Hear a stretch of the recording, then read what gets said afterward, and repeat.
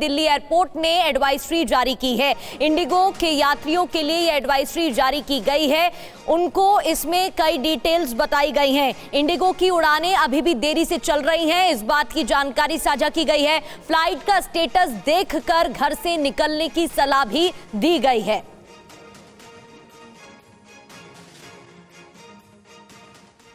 और मुंबई की बात करें तो मुंबई में आज भी इंडिगो संकट बरकरार है। मुंबई एयरपोर्ट से 2 उड़ानें रद्द की गई हैं, 2 उड़ानें कैंसिल की गई हैं, जो इस वक्त स्टेटस बताया जा रहा है मुंबई एयरपोर्ट का।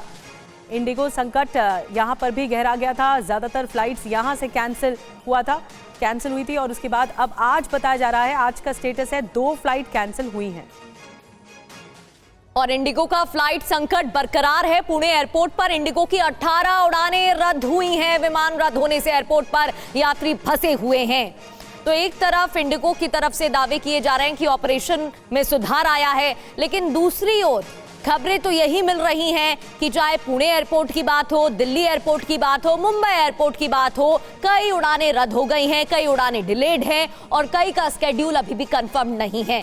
पुणे एयरपोर्ट पर इंडिगो की 18 उड़ानें रद्द हैं, यात्री फंसे हुए हैं। कई यात्रियों को उनका लगेज तक नहीं मिला है।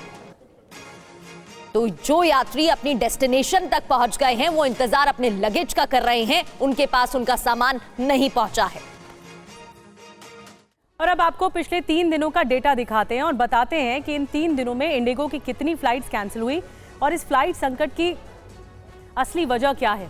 इंडिगो फ्लाइट संकट, यात्रियों की मुसीबत। 5 दिसंबर को आपको बताएं 1000 से ज़्यादा फ्लाइट कैंसिल हुई। 6 दिसंबर को 800 से ज़्यादा फ्लाइट कैंसिल हुई। 7 दिसंबर को 650 से ज़्यादा फ्लाइट कैंसिल हुई। फ्लाइट संकट की वजह क्या? इंडिगो ने FDTL को सही से लागू नहीं किया। FDTL यानी फ्लाइट ड्यूटी टाइम लिमिटेशन।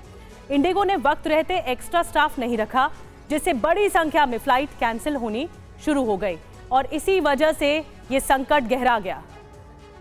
तो अलग अलग एयरपोर्ट के फिलहाल वहां पर क्या हालात बने हुए हैं, ये अपडेट आपको दे रहे थे। शुभम हमारे साथ जुड़े हुए हैं मुंबई एयरपोर्ट से। शुभम, इंडिगो एक तरफ दावा कर रहा है कि 75% ऑपरेशन में सुधार आया है, लेकिन तस्वीरें तो कुछ और ही मिल रही हैं।